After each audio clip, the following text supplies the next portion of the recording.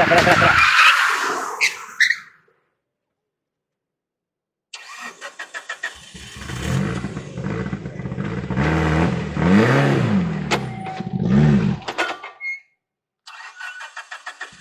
stai în spate.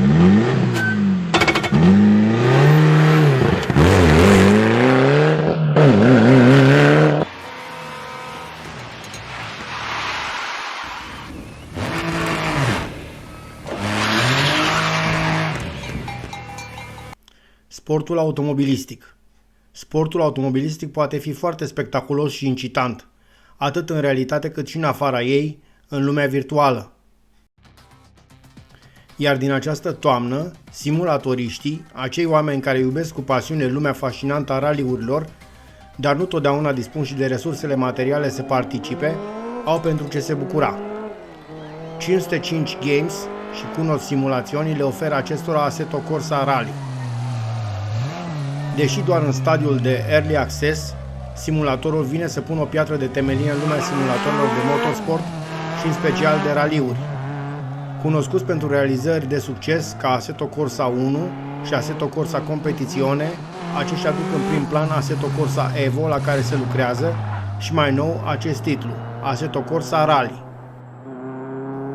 Acesta își face debutul în această toamnă și intenționează să revoluționeze lumea simulatoarelor de raliuri, dorind să înlocuiască în inimile pasionaților mai vechile Richard Bunz Rally și Dirt 2.0.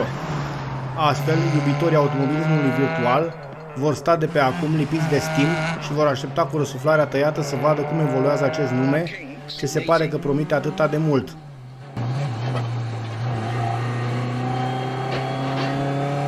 Three right, 70.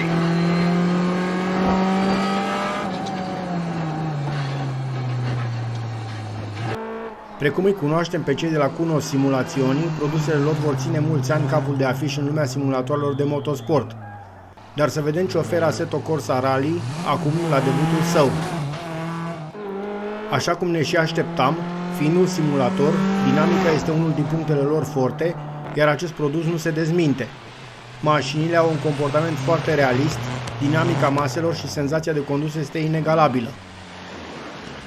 Senzația unui pilotaj adevărat este foarte reală, lipsind numai forțele puternice care acționează asupra ta într-o mașină de raliu. Fiecare denivelare a drumului se transpune foarte frumos în dinamica de ansamblu a mașinii.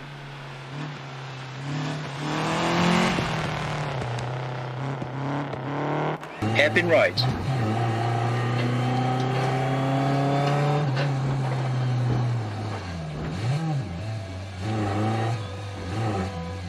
Four left long and kink right into five left.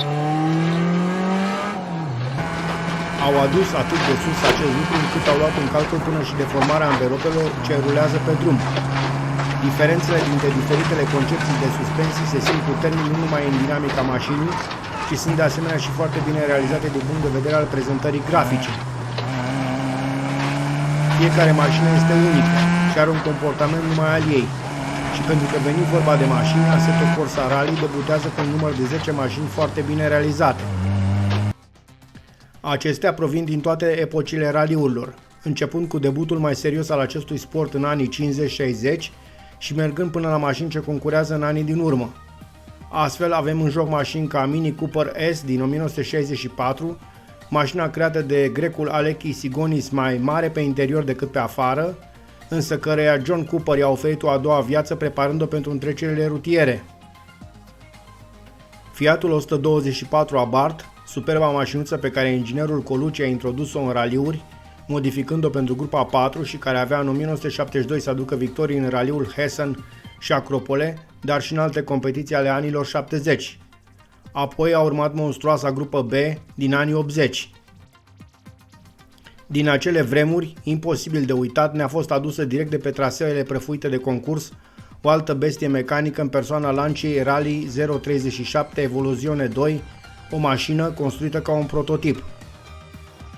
Iar când Federația Internațională de Automobile a decis că aceste mașini sunt prea puternice și prea periculoase, a intrat în scenă o altă mașină italiană, Lancia Delta Integrale Evoluzione, o mașină care și astăzi, când o văd, fanii îngenunchează în fața ei și le dau lacrimile ridicând mâinile la cer ca în fața unui zeu mult prea iubit și adorat. Dar mai sunt și alte mașini mai moderne, ca Citroën Xara VRC, bolidul cu care Sébastien Loeb avea să ajungă campion. Și de ce nu? Venim mult mai aproape de zilele noastre, avem să găsim gata de start un Hyundai i20 Rally 2 sau de ce nu un Peugeot 208 Rally 4. Așadar, o mulțime de mașini interesante, venite să bucure inima oricărui simulatorist pasionat.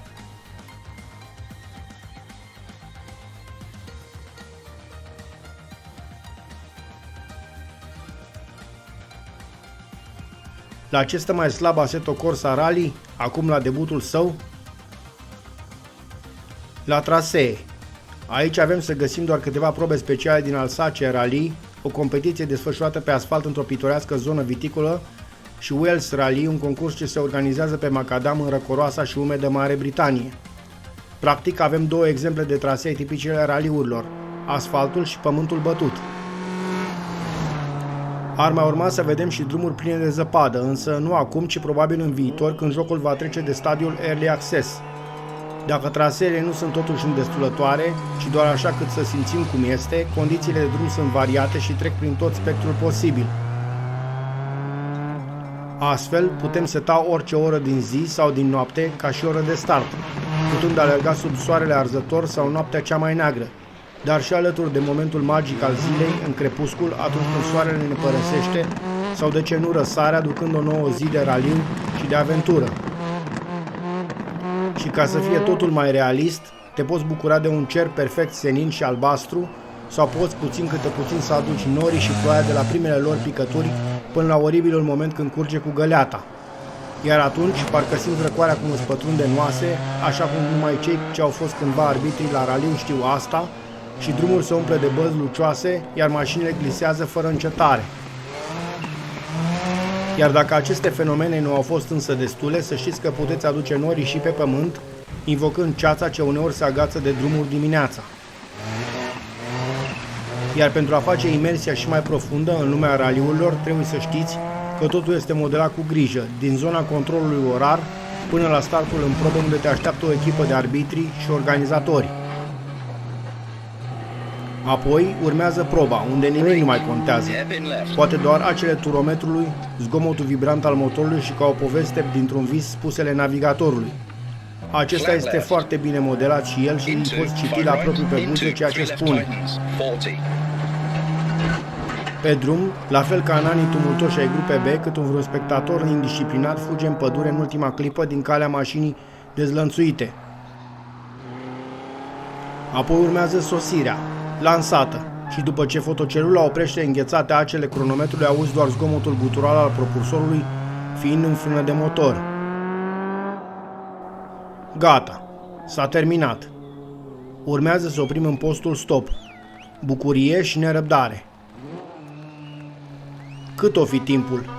Căldura infernală e înlocuită cu răcoarea plăcută a dimineții, odată cu deschiderea ușii și căștile pot fi scoase și puse alături. Urmează o altă etapă de legătură liniștită între probe și nerăbdarea participării în proba ce urmează.